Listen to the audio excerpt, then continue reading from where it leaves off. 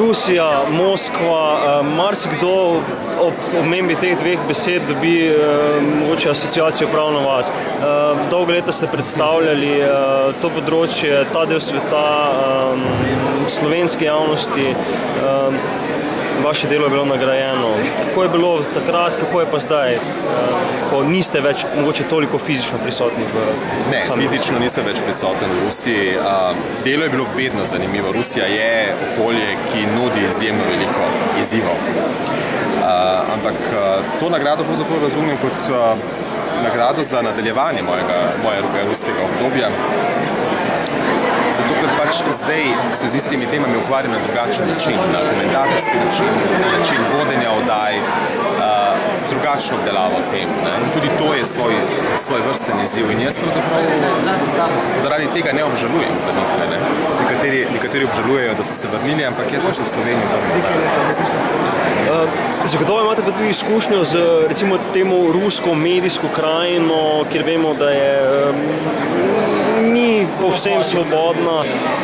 Pa mogoče, če primerjate za to izkušnjo, kakšni so mediji v Sloveniji, izboljšave vsekakor so možne, ampak vaše videnje slovenskih medijev danes? Danes smo ogromno slišali, da so mediji v krizi in jaz ne morem ugotoviti nič drugega, kot da so pač v krizi. Razmere so težke, jaz dejansko ne privoščim mlajšim kolegom. Tudi jaz sem pravzaprav težko prišel do redne zaposlitve, konec koncev. Tudi moja pot ni bila lahka, bila je pa drugačna. Imela je to reševalno okoliščino, da se je vendarle z nekim dolgotrajnim delom dalo priti do redne zaposlitve. To je zdaj izjemno težko.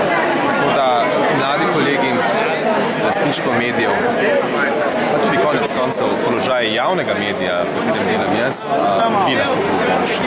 Tako da, ampak jaz zdaj v tem večeru ne bi rad govoril za pesimistične stvari. Če pa primerjam to z ruskimi mediji, je pa krajina precej drugačna. Ruski mediji niso zelo monolitni, tako kot mislimo mogoče drugje. Slišati je zelo, zelo različna mnenja, celo različnejša včasih kot v Sloveniji, celo bolj argumentirana, tehtnejša kot v Sloveniji.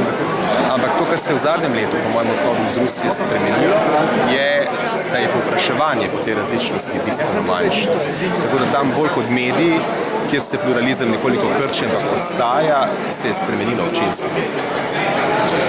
Andrej Stopar, najlepša hvala, pa veliko izjemnih dosežkov še v prihodnje. Hvala lepa. Hvala.